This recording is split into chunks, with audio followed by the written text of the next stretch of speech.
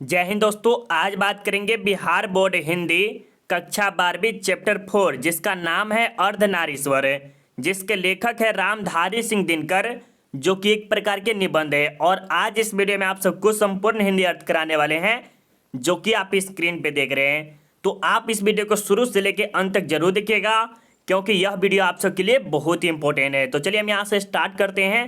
उससे पहले मेरे दोस्त एक बात और समझ लीजिए, यह जो चैप्टर है वह 4 है, और आपने अभी तक चैप्टर 3, 2 और 1 नहीं देखे तो जाकर जरूर देखिएगा, जिसका लिंक आपको आई बटन में या तो वीडियो के डिस्क्रिप्शन में हिंदी प्लेलिस्ट मिलेगा। उसमें आपको क्या क्या पढ़ा है, सबसे पहले संपूर्ण हिंदी अर्थ कराए हैं, उसके बाद सब्जेक्टिव कराए, उसके बाद ऑब्जेक्टिव कराए हैं। अगर आप इस प्रकार देखते हैं तो आपको बोर्ड एग्जाम में 90+ जरूर आएंगे, 90+ से 95% भी आ सकते हैं सिर्फ हिंदी में। तो जाके जरूर देखिएगा, चैप्टर वाइज बना हुआ है। अब चलिए हम यहाँ से स्टार्ट करेंगे। उससे पहले मेरे दोस्त अभी तक चैनल को सब्सक्राइब नहीं किए, सब्सक्राइब कर लीजिए और बेल आइकन को ऑल जरूर कर लीजिएगा। अगर पीडीएफ चाहिए तो टेलीग्राम ज्वाइन कर लीजिएगा, जिसका लिंक भी आपको वीडियो के डिस्क्रिप्शन में मिल जाएगी। अब चलिए हम यहाँ से स्टार्ट करेंगे। एक बात और समझ लीजिए, आपको ये सबसे पहले क्या करना है, लेखक परिचय समझना है, जिससे आपको 1 नंबर या 2 नंबर जरूर मिलेंगे। ठीक है, ये हो गया। उसके बाद लेखक के जीवन के बारे में समझना, जो कि ये सब आपको बहुत ज़्यादा इंपॉर्टेंट है, जो कि आप स्क्रीन पर देख रहे हैं, ये सब आपको बहुत ही ज़्यादा इंपॉर्टेंट होता है। तो ये भी आप समझ लीजिएगा। प्लस आपको यहाँ पर जो है आपको सारांश है, जो कि आपको सब्जेक्टिव को आसान बना देता है समझने में। तो ये सब देख लीजिएगा, तो आपको बोर्ड एग्जाम में बहुत ही अच्छा खासा नंबर आ सकते हैं। अब चलिए हम यहाँ से स्टार्ट करते हैं, और हो सके तो अपने कॉपी में नोट करते हुए चलिए, ताकि आपका प्रैक्टिस और अच्छा खासा हो जाएगा बाद में देखकर। अब चलिए यहाँ से हम स्टार्ट करते हैं। सबसे पहले क्या दिया है, लेखक परिचय। लेखक परिचय मतलब कि रामधारी सिंह दिनकर जो है ना, उसके परिचय के बारे में बताना है। तो उसके जो जन्म हुआ था 23 सितंबर 1908 को हुआ था। किसका? रामधारी सिंह दिनकर का। ये याद रखिएगा, बहुत ही ज़्यादा इंपॉर्टेंट है, जो कि आप पिक्चर देख सकते हैं यहाँ पर। ये रामधारी सिंह दिनकर, जो कि आप इसे फोटो देख सकते हैं। निधन कब हुआ था? तो 24 अप्रैल 1974 को। कब हुआ था? 24 अप्रैल 1974 को। छात्र आंदोलन कब हुआ था मेरे दोस्त? आप सब कमेंट करके जरूर बताइएगा, छात्र आंदोलन कब हुआ था, तो ये सब आप सब कमेंट करके बताइएगा। जन्म स्थान का है सिमरिया, बेगूसराय, बिहार। मतलब ये बिहार के ही थे। कहाँ के थे? बिहार के, जो कि सिमरिया के बेगूसराय जिला में, आपसे जानते होंगे बेगूसराय जिला है, और ये सिमरिया गांव का नाम है। ये आपसे जो स्टूडेंट बहुत ज़्यादा होंगे जो बेगूसराय से है, वो पता होगा कि कहाँ से है। ठीक है, सिमरिया हमें तो पता नहीं, लेकिन बेगूसराय जिला का नाम है शायद, और ये बिहार के। ठीक है। माता पिता का नाम क्या था? मनरूप देवी एवं रवि सिंह। माता का नाम क्या था? मनरूप देवी, और पिता का नाम क्या था? रवि सिंह था। पत्नी के नाम क्या थी? श्यामवती देवी। ये ज़्यादा खासकर इंपॉर्टेंट है। अगर आप इतना याद कर लेते हैं तो आपको 1 नंबर मिलेंगे। चांस हमेशा रहता है कि 1 नंबर मिल जाएंगे। 1, 2, 3, 4 पॉइंट अगर याद कर लेते हैं तो आपको 1 नंबर संभवतः मिल सकते हैं। ऐसा नहीं कि 100% मिलेगा, कभी कभी आता है, कभी कभी नहीं आता है। तो लेखक परिचय से ज़्यादा खासकर 1 नंबर पूछे जाते थे, इसे आप जरूर याद कर लेंगे बढ़िया से। अब चलिए, अगर आपको एक बात और बताएंगे, अगर आपको क्लास 12 का ऑल नोट्स चाहिए तो आप हमें इस नंबर पर संपर्क कर सकते हैं, जहाँ पर आपको हिंदी, इंग्लिश सभी के सभी चीज़ आपको मिलेंगे।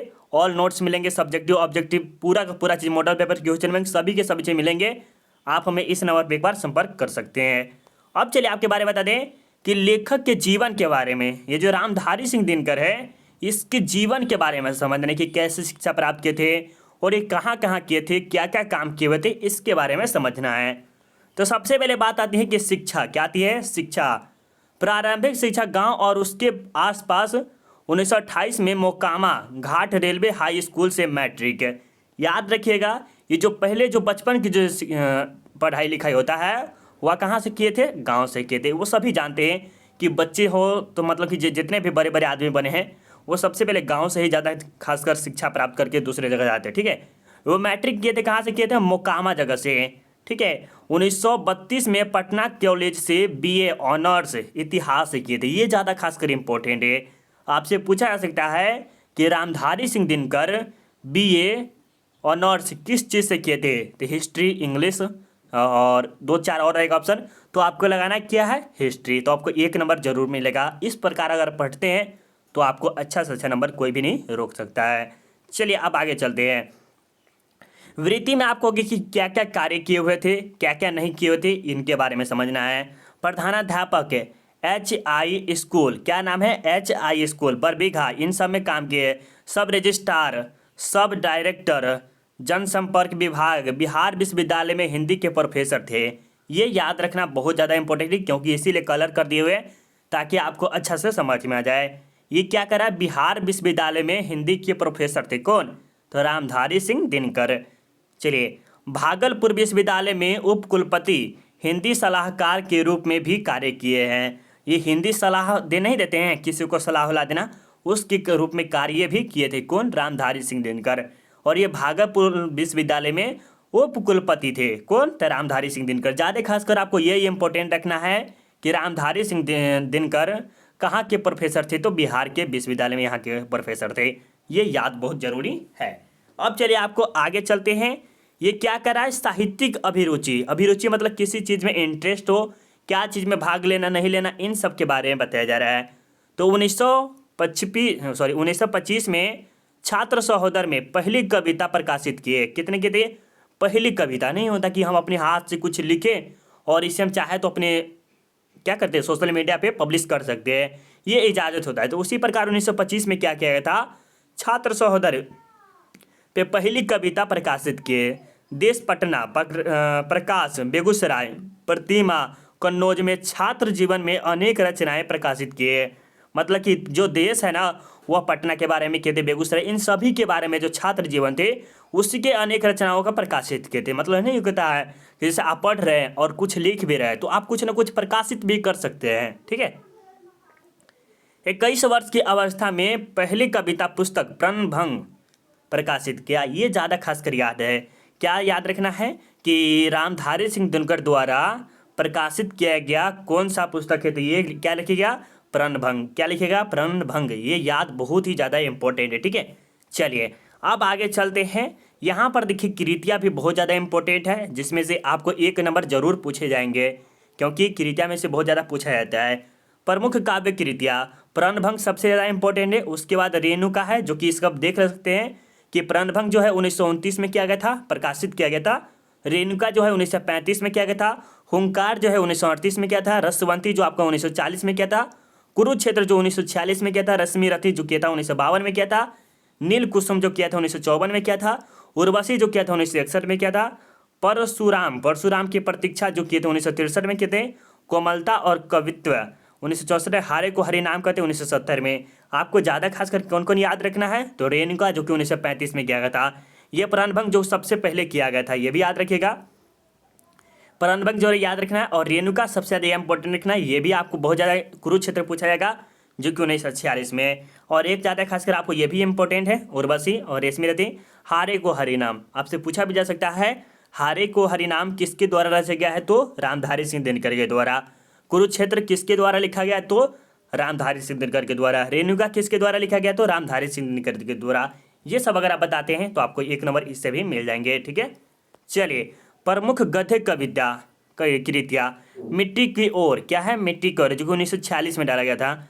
अर्धनारीश्वर जो कि अभी आप पढ़ रहे हैं, क्या पढ़ रहे हैं, अर्धनारीश्वर जो कि आप पढ़ रहे हैं, जो कि 1952 में इसको प्रकाशित किया गया था। संस्कृत के 4 अध्याय, ये भी ज़्यादा खासकर इंपॉर्टेंट है, जो कि हम आपको कलर कर दिए हैं। देखिए मेरे हिसाब से जो जो इम्पोर्टेंट लगा है और हम ऑब्जेक्टिव देखे हैं, तो बहुत ऐसा जो प्रश्न है वो बार बार टकराया है। जब आप ऑब्जेक्टिव कीजिएगा तो और आपको अच्छा लगेगा, तो उस टाइम आपको ये समझ में आ जाएगा। ठीक है।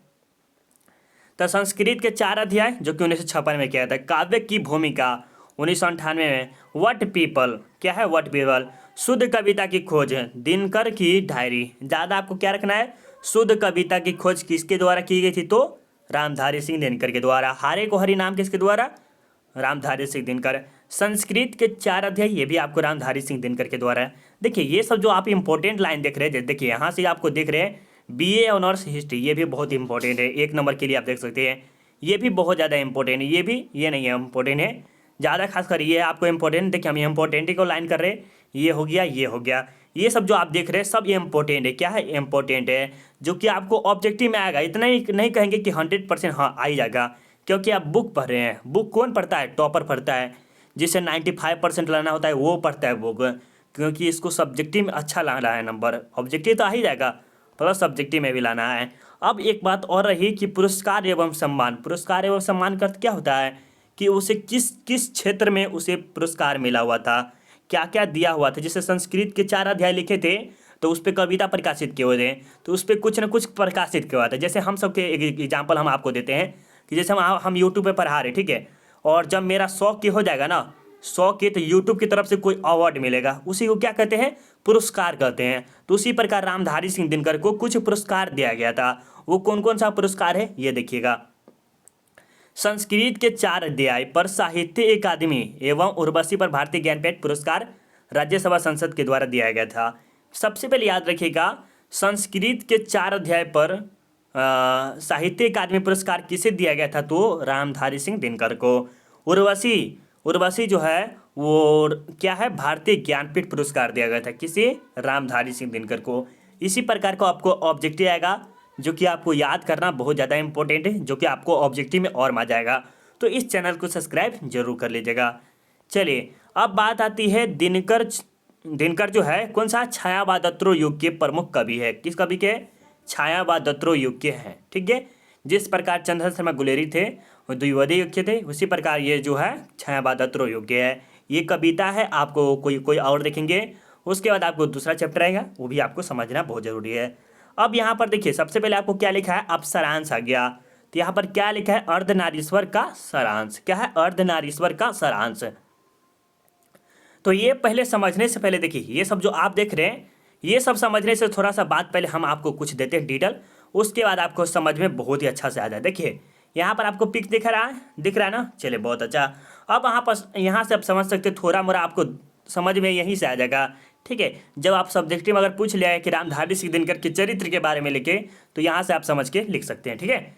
पहले देखिए यहाँ पर क्या दिख रहा है, नर दिख रहा है, नर, और इधर सॉरी नर इधर है, नर इधर हो गया और नारी इधर हो गया, तो हम लिखते हैं नारी और नर, है ना, ऐसे है ना, सेम टू सेम। वेट कीजिए थोड़ा सा, अब हम आपको थोड़ा सा बता देंगे तो आपको अर्धनारीश्वर का चरित्र पूरा पता चल जाए। देखिए इधर नारी जो दिख रही है, इधर नर दिख रहे हैं, ठीक है, दिखाई दे रहा है सही में। अब देखिए पहले की जो जमाना था उस टाइम नारी और नर दोनों काम करते थे। ऐसा नहीं था कि सिर्फ नर ही काम करते थे, मतलब पुरुष ही काम नहीं करते थे, स्त्री भी काम करते थे।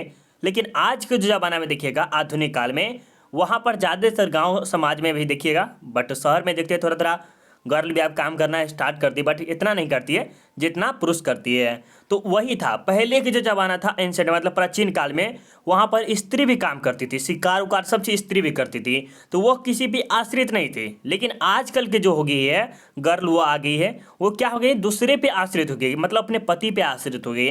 तो इसी के बारे में आपको समझना है, जो कि आपके लिए बहुत इंपॉर्टेंट है, ठीक है। इतना तो समझ में आ गया होगा। चलिए थोड़ा सा और हम आपको यहाँ पर सब्जेक्टिव में समझाएंगे, तो आपको और अच्छे से समझ में आ जाएगा, ठीक है। देखिए क्या करा, अर्धनारीश्वर निबंध के रचयिता। अर्धनारीश्वर क्या है एक प्रकार के, सबसे पहले आपको ऑब्जेक्टिव में 1 नंबर पूछते हैं मेरे दोस्त, फटाफट कमेंट करके बताइए कि अर्धनारीश्वर क्या है। अर्धनारीश्वर क्या है, तो यह एक निबंध है जिसके रचयिता कौन है, रामधारी सिंह दिनकर, मतलब इसके लेखक कौन है, तो रामधारी सिंह दिनकर, जो कि ऑब्जेक्टिव में भी आपको पूछा जा सकता है कि रामधारी सिंह दिनकर, अर्धनारीश्वर के लेखक कौन है, तो रामधारी सिंह दिनकर, जिन्होंने शंकर और पार्वती का कल्पित रूप के बारे में बताया। कल्पित रूप मतलब क्या, कि दोनों के मिक्स नहीं होता है, उस प्रकार, जैसे इधर शंकर जो है, इधर पार्वती जो है, और इस बीच में जो शरीर है उसे ही कल्पित रूप बोला जाता है, ठीक है। रामधारी सिंह दिनकर बताते हैं कि आधा अंग पुरुष का, आधा अंग नारी का होता है। क्या होता है, आधा अंग जो इस साइड हो गया वो हो गया पुरुष का, और इस साइड जो हो गया स्त्री का हो गया। तो ये जो अंग है वही के बारे में बताया गया है। एक ही मूर्ति के 2 आंखें होती है, मतलब कि एक ही मूर्ति के कितनी आंख होती है, देख सकते हैं क्या, यहाँ पर देख सकते हैं, यहाँ पर 2 आंख है, यहाँ पर 2 आंख है, 2 शरीर है, इधर भी शरीर। थोड़ा सा हम कलर चेंज कर लेते हैं तब आपको अच्छा रहेगा, ठीक है, क्योंकि यहाँ पर दिखने में अच्छा नहीं लग रहा है। इधर देखिए शरीर 2 है, इधर भी शरीर 2 है, आँख भी इधर 2 है, इधर भी 2 आँख है, ठीक है। और देखिए आपको और अच्छा से समझ में आएगा। थोड़ा सा मोबाइल है ना, मोबाइल में पढ़ाने में बहुत दिक्कत देता है, ठीक है। चलिए अब यहाँ पर है, देखिए अब आगे कर रहा है, एक ही मूर्ति में 2 भुजाएं, एक त्रिशूल उठाए और दूसरी में चूड़ियाँ होती है। मतलब अगर देखिएगा तो एक साइड में स्त्री के जो होती है उसमें चूड़ियाँ होती है, और पुरुष में जो होती शंकर जी के हाथ में क्या है, त्रिशूल है। आगे चलिए, रामधारी सिंह दिनकर कहते हैं कि नर नारी पूर्ण रूप से समान है, मतलब लड़का और लड़की पूर्ण रूप से समान है, सिर्फ एक चीज़ के अंतर वो अलग बात है, बट वो जो नर और नारी है वो दोनों एक काम कर सकते हैं। लड़की का रूप लड़का ले सकता है, लड़का का रूप लड़की भी ले सकती है, ठीक है, ले सकती है, ऐसा नहीं कि पूरा ले ही सकता है। और उनमें से एक के गुण दूसरे के दोष नहीं हो सकते। मतलब कि ये मान लीजिए अगर लड़का का दोष अच्छा है तो ये लड़का का दोष अगर लड़की ले रही है तो ये दोष गुण मतलब कि गुण जो है वह दोष में परिवर्तित नहीं हो सकता, ये वो अच्छी बात कहा जाएगा। लेकिन वर्तमान में यह गुण देखने को नहीं मिलती है और अभी के ज़माने में जो है यह गुण देखने को नहीं मिलती है। नर और नारी के गुणों के बीच बहुत बड़ा विभाजन हो गया है। नर और नारी के बीच में सही में बहुत बड़ा विभाजन हो गया। इस रेखा को पार करने में भय लगता है। मतलब कि जो है ना, मान लीजिए अगर लड़की है, अगर कहीं काम उम करेगी तो उसको डर लगता रहता है कि क्या करेगा नहीं करेगा, ये भय हो गया। और लड़के जो है, लड़का कुछ जैसे घर का काम करने में उसे भय लगता है, डर लगता है। वहीं पर जो हॉस्टल में रहता है वो लड़का काम करता है कि नहीं करता, करता है। ठीक है। आदि मानव में नर और नारी का थोड़ा सा भी भेदभाव नहीं था। आदि मानव में मतलब क्या, कि प्राचीन काल में आदिवासी जो लोग थे उसमें नर और नारी में कोई भेदभाव नहीं था। दोनों के दोनों शिकार करते थे, लड़का भी लड़की भी, स्त्री पुरुष दोनों के दोनों क्या करते थे, शिकार करते थे। दोनों मिलकर आखेट करते थे। ठीक है, आखेट मतलब शिकार करना, और कार्य कृषि और सब दोनों साथ में ही करते थे। दोनों में से कोई भी दूसरे पर निर्भर नहीं रहते थे। मतलब एक मर गया तो दूसरी खत्म नहीं हो जाएगा, वो दोनों के दोनों अलग अलग थे।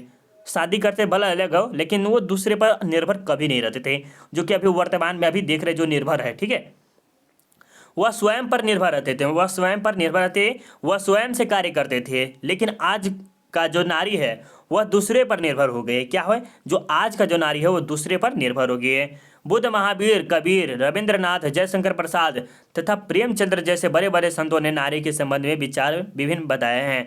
इससे दिनकर जी सहमत नहीं दिखते हैं। नर और नारी एक ही द्रव्य की ढाली दो प्रतिमाएं हैं। इसका अर्थ ये हुआ कि नर और नारी जो देखते हैं सिक्का की तरह है, वह दोनों एक ही है। अगर एक पर ऊपर उछालेंगे तो हेड और टेल भी आ सकता है कभी कभी। ठीक है, उसी प्रकार है, लड़का और लड़की में भेदभाव नहीं होना चाहिए।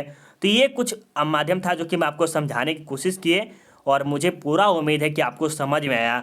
और इससे भी ज़्यादा आपको ये मज़ा कब आएगा मेरे दोस्त, जब आप प्रश्न उत्तर कीजिएगा ना, प्रश्न उत्तर, तो आपको और ज़्यादा मजा है किसका, इस पाठ का। और जस्ट आपको कल आपका इसी का प्रश्न उत्तर आएगा और फिर उसके बाद आपको ऑब्जेक्टिव आ जाएगा। तो मेरे दोस्त इसका वेट मत कीजिए, फटाफट चैनल को सब्सक्राइब कर लीजिए और बेल आइकन को ऑल जरूर कर लीजिएगा। और जिस स्टूडेंट को पीडीएफ चाहिए उससे पहले मेरे दोस्त आपको क्लास 10th वाले स्टूडेंट के लिए शेयर करना है RDX सेल्फ स्टडी का। जिसको भी पीडीएफ चाहिए टेलीग्राम ज्वाइन कर लीजिए, जिसका लिंक आपको वीडियो डिस्क्रिप्शन में मिलेगा। हाँ, अगर आपको 12th क्लास का ऑल नोट चाहिए, जैसे हिस्ट्री, मॉडल, जब भी सभी के सभी चीज़ चाहिए, तो आप हमें इस नंबर पर संपर्क कर सकते हैं।